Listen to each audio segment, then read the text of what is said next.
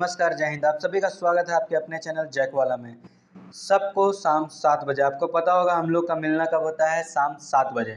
और प्रैक्टिस किस चीज़ का कर रहे हैं, तो JAC class 10 science question bank, जो कि जैक बोर्ड के द्वारा क्वेश्चन बैंक जारी किया गया है, हम लोग प्रैक्टिस उसी का कर रहे हैं। लगातार वीडियो जो है आपको मिलते जा रहा होगा। ये कलेक्शन आपका एक प्लेलिस्ट में सेव है, तो आप एकदम लाइन बाय लाइन चलना हो तो आप नंबरिंग के साथ चल सकते हैं। बिना समय गवाए हम लोग आते हैं सीधा प्रश्नों के ऊपर। हमारा आज का जो प्रश्न है वो स्टार्ट होता है प्रश्न संख्या 4 से, और आपको दिख रहा होगा प्रश्न संख्या 4 कहता है निम्न पदों का वर्णन कीजिए तथा प्रत्येक का एक एक उदाहरण दीजिए। आपको एक तो वर्णन करना है और साथ ही साथ इसका एक एक उदाहरण देना है। तो आपको लग रहा होगा कि यहाँ तो प्रश्न भी है उत्तर भी है, तो आपसे पढ़कर क्या फ़ायदा, हम तो खुद रीडिंग कर लें। तो आपको पता होगा हमारा कॉन्सेप्ट कुछ ऐसा है कि आपको दोबारा इसको याद करने की आवश्यकता ना पड़े। ऐसी कहानी के साथ हम लोग इस प्रश्नों का उत्तर को समझ रहे हैं कि हम लोग सीधा सीधा उसको एग्ज़ाम में लिख कर आएंगे अपने भाषा में। तो जैसे पहला बोला है संक्षारण। संक्षारण जो है उसको इंग्लिश में हम लोग कहते हैं कोरोजन। और कोरोजन क्या है, तो आपको पता होगा जंग लगना। जंग कैसे लगता है, तो जो आसपास के वायु में आपको दिख रहा होगा हवा है, हवा में क्या होता है, ऑक्सीजन, मॉइस्चर है, जो नमी है, इसके कारण आसपास के जो भी वस्तु हैं उसके ऊपर लगता है जंग। लेकिन जब जंग आयरन के ऊपर, लोहा के ऊपर लगेगा तो इसको नाम दे देते हैं हम लोग रस्टिंग। और अगर लोहा के अलावा किसी और चीज़ों में जंग लगे तो उसी को हम लोग कहते हैं कोरोजन, संक्षारण। अब देखिए यहाँ पे क्या लिखा है, मैं उसको भी पढ़ दूँ। यहाँ पे क्या लिखा है, तो जब कोई धातु आर्द्रता, आम्ल आदि के संपर्क में आती है तो इसके ऊपर ऑक्साइड की परत जम जाती है और यह धीरे धीरे क्षारित होने लगती है। इस प्रक्रिया को संक्षारण कहते हैं। वही बात कि नमी, आसपास के जो भी वायु में प्रेजेंट है, आर्द्रता प्रेजेंट है, उसके कारण बहुत सारे, जो कि लोहा के समान नहीं होना चाहिए, क्योंकि लोहा हो तो हम लोग सीधा उसको रस्टिंग कह देंगे। तो यहाँ पे लिखा है लोहा के ऊपर जंग लगना, ये संक्षारण में नहीं बोलेंगे। लेकिन चांदी के ऊपर काली परत आना, ये संक्षारण है। तांबे के ऊपर हरी परत चढ़ना, ये संक्षारण है, याद रखिएगा। लोहा वाला को सीधा रस्टिंग कहते हैं।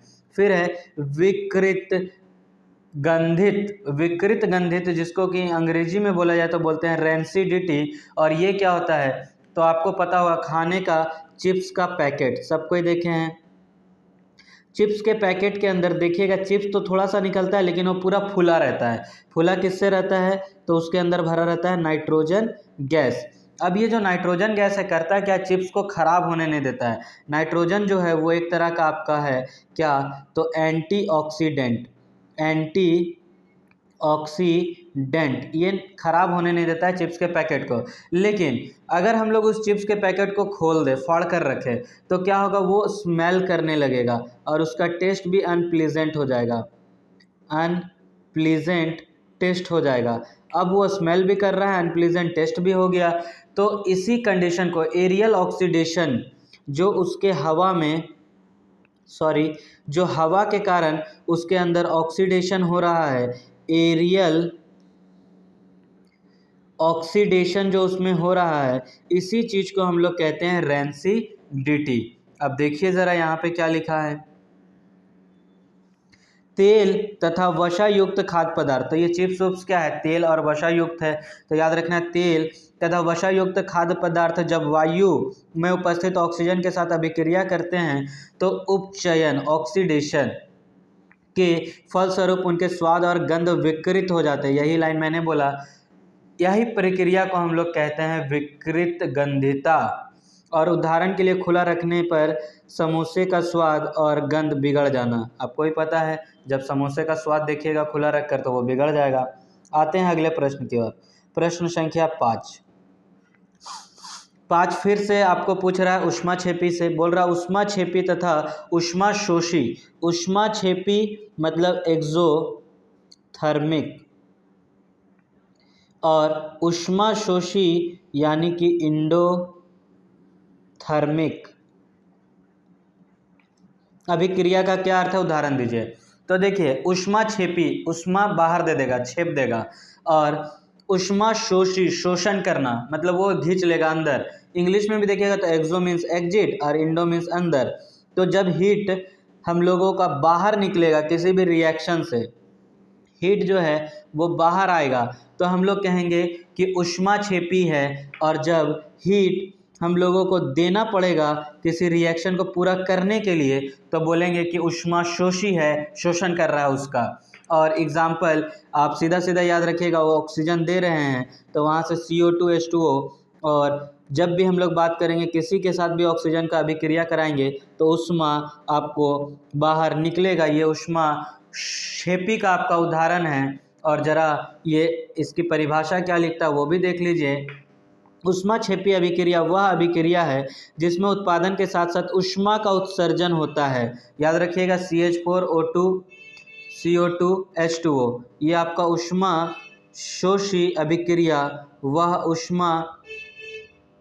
वह अभिक्रिया जिसमें अभिकारकों को तोड़ने से क्या, तो अभिकारकों को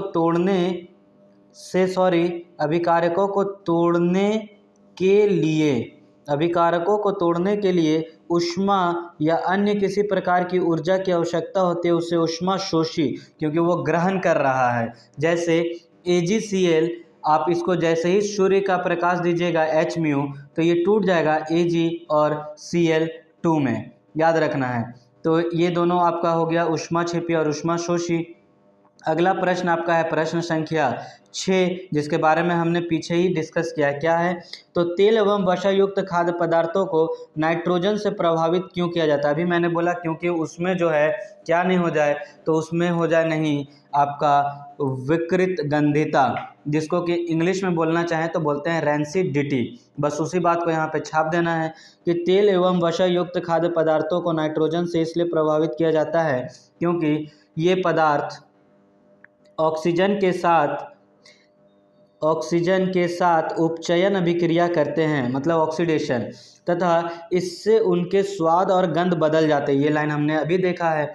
नाइट्रोजन एक प्रतिऑक्सीकारक है, मतलब एंटीऑक्सीडेंट, जो इन पदार्थों का उपचयन से बचाता है। अतः तेल एवं वसा युक्त खाद्य पदार्थ विकृत गंधी नहीं होते हैं। इस तरह तेल और वसा युक्त पदार्थ खराब नहीं होते हैं, तो उसको बस बचाने के लिए ये काम करते हैं। अगला प्रश्न, ये पीछे देखा हुआ था इसलिए इसमें ज़्यादा टाइम नहीं देंगे। अगला प्रश्न की ओर आते हैं। अगला प्रश्न साफ साफ है, ऑक्सीजन के योग या ह्रास के आधार पर निम्न पदों का व्याख्या कीजिए। अगर वहाँ पे ऑक्सीजन का योग होगा तो हम लोग कहेंगे उपचयन, ऑक्सीडेशन हो रहा है। अगर वहाँ पे ह्रास होगा तो हम लोग कहेंगे रिडक्शन हो रहा है, अपचयन हो रहा है। अब देखते हैं हम लोग क्या है। तो पहला है उपचयन, अपचयन। तो उपचयन मतलब यहाँ पे ऑक्सीजन की वृद्धि होगी, यहाँ पे योग होगा ऑक्सीजन का, जैसे C+O2 CO2, जैसे Cu+O2 CuO। लेकिन अपचयन का बात करेंगे तो यहाँ पे ह्रास होगा, यहाँ पे घटेगा उसका नंबर। और जैसे एग्जाम्पल देना है तो CO2 + H2, एग्जाम्पल एक एक उदाहरण जरूर याद रखिएगा। CO2 + H2 तो CO + H2O, ये वाला उदाहरण सीधा याद रखिएगा, NCERT से है।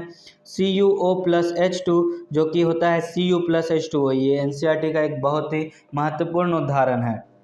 अगला प्रश्न हमारा है, अच्छा इस चैप्टर में इतने ही प्रश्न हैं, तो आज फाइनली हम लोग 5वें वीडियो में एक चैप्टर को पूरे तरह से समाप्त कर चुके हैं। आपको कहीं पे भी कोई डाउट हो तो कमेंट करें। नेक्स्ट वीडियो से हम लोग जो है द्वितीय चैप्टर के साथ आगे बढ़ेंगे और इसी तरह सीरीज़ हमारा चलता रहेगा। आपको कोई अगर यहाँ पे चाहिए चेंजेस तो आप ज़रूर कमेंट करें, आपकी बात सुनी जाएगी। और भी बेहतर अगर हमारे तरफ से बताने का तरीका होगा तो वो बदलते जाएंगे और भी बेहतर की ओर बढ़ेंगे। मिलते हैं नेक्स्ट वीडियो में, तब तक के लिए जय हिंद।